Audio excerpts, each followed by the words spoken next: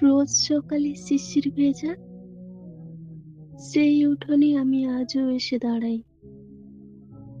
যেন সময় কিছুই বদলায়নি, শুধু মানুষ বদলে গেছে।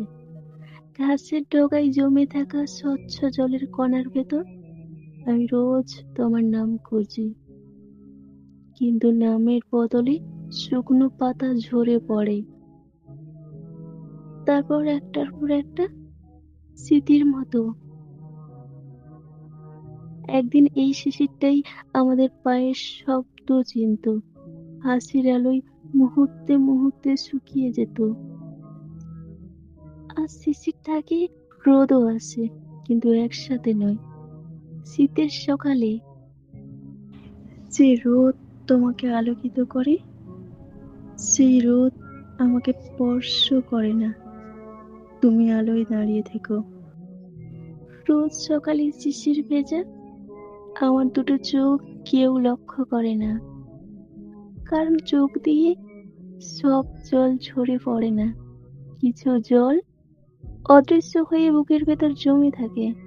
আমি জানি শিশিরের আয়ু খুব অল্প, তবু প্রতিদিন ভোরে ঠিকই ফিরে আসে। আর তুমি এত বছর পেরিয়েও একবারও ফেরোনি, না ভোরে না কোনো ডাকে। তুমি তো শীতের ঋতুর মতো আমার জীবনে এসেছিলে, নীরব শান্ত শিশির ভেজা সকাল ভরা। তোমার স্পর্শে কষ্টগুলো ঠান্ডা হয়ে যেত, বরং সহনীয় হয়ে যেত।